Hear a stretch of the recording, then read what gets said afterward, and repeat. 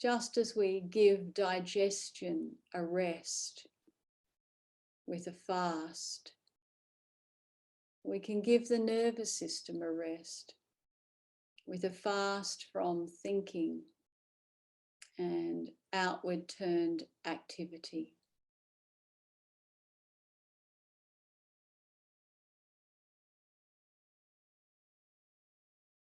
And thus, although on a deeper level in our practice, we are learning a new way to live, to exist,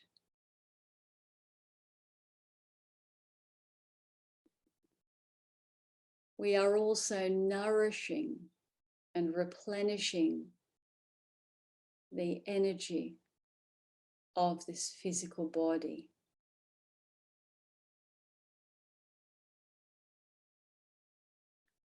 Whether we fall into a reverie, lying in a field of flowers, or sipping tea under a beautiful tree, listening to birdsong. Wherever we can be and melt all sense of limitation and expand ourselves as aware presence, we can experience a deep sense of rejuvenation and inner freedom.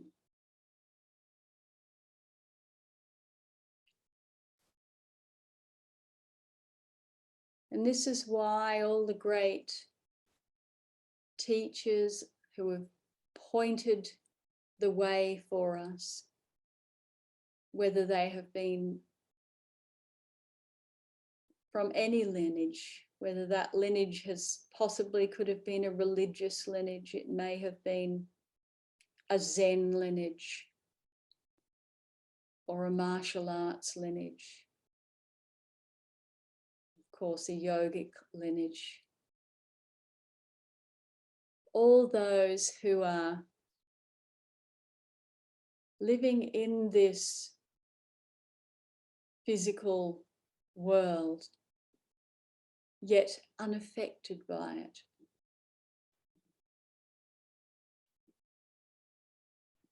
have pointed the way of meditation, of melting, and releasing all sense of craving, aversion, fear, and limitation, and seeing life as limitless. And that pure, unlimited presence, formless presence, is the invisible gateway to freedom. And although we may be pulled and tugged at by life,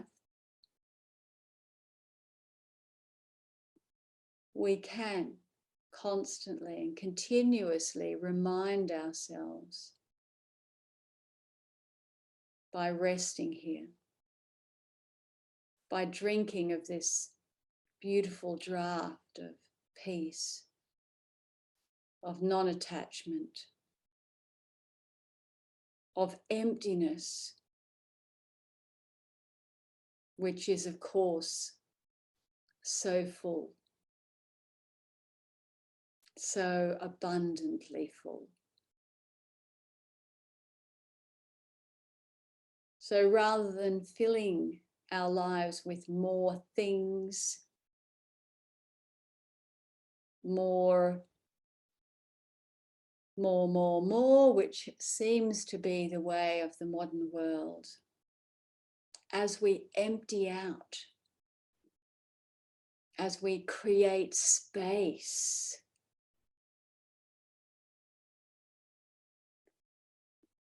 to rest in this peaceful presence.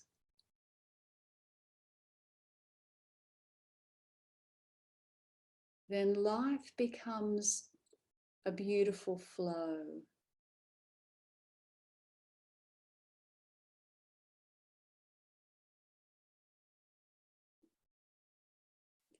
And as I mentioned in this meditation, one of the qualities that I learned, luckily quite young in life, was that when we get hit by something, whether that's a trigger that may come in and trigger an emotional response, or whether that's a demand from life that hits us, learning to drop it, to see it, to recognize it, to notice that there's been some agitation here or emotional response or whatever. Notice that lovingly, kindly, without judgment, and then let it go. Let it go. Let it go. For it's only when we hold on and build a story around the pain, the challenge, the emotional response or the mental response or the physical response. When we build a big story around that, we create deeper suffering. But if we can recognize, as we've mentioned before, I've fallen in the do-do again. I fell for that one again. I see that. I release it. I release it. And these days, many people make their business from decluttering. It's a sort of new thing, decluttering. But really what we could do more of is decluttering the mind. When we can do anything in life and have the full, rich experience, every aspect of it, even if that's with a whole group of people. But when that is finished, it is finished. And we're in whatever the next moment is. Or if that's a moment of contemplation, we're fully in that moment of contemplation. What I've found in life is, and with most people that I'm working with particularly with trauma, and they may have been to a lot of therapy and a lot of talk therapy, and they've shared their story so many times, they just don't want to share that story anymore.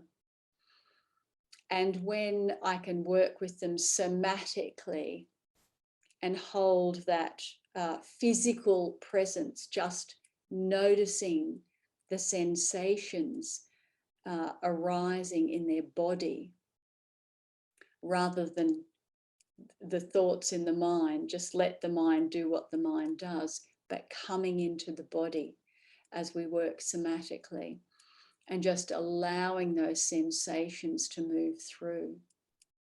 And without any form of resistance at all, then this can be very powerful because we don't have to add a story to a sensation. We can actually just allow a sensation to be there, have that full experience and let it pass. Of course, that is much more difficult when those sensations are physical pain. I'm not talking about physical pain if there's some form of dis-ease in the body, but when we're working somatically and allowing the body to release, sometimes they can be sensations of heat or cold or tingling or stuckness or Sometimes people have uncontrolled laughing. Sometimes it can be a sound which needs to come through. And sometimes there can be tears, but not necessarily. But when we don't go into a story about that, it can simply be a release. So it's very interesting. Some people release through yawning, just allowing their body to yawn because they've held so much tension in the jaw. Very, very interesting. Some of my clients release by laughing. So they're not laughing about anything in particular. It just happens. There's this continuous laughter, which of course is very joyous. Nice way to release, but not something we can control when you actually give over to the body and just let the body release in whatever way it does. It's quite fascinating. And particularly when there's no judgment around that. And for some people, that is a huge challenge, Often I'll use sound in that somatic work. So I'll get people to take a breath in and just, verbalize, make that sound as they breathe out to release the vocal cords and the throat and the jaw. And for some people, that's a very challenging thing to do when they've held their, closed their ability to verbalize and express themselves freely in life. So it is a fascinating thing when we can be fully present in whatever we're doing and allow natural, free expression without any sense of expectation or judgment or no ulterior motive, not, just being in the moment. And for some, that could be crying or sobbing as well. And that's okay too. It's a beautiful thing to hold space for whatever is.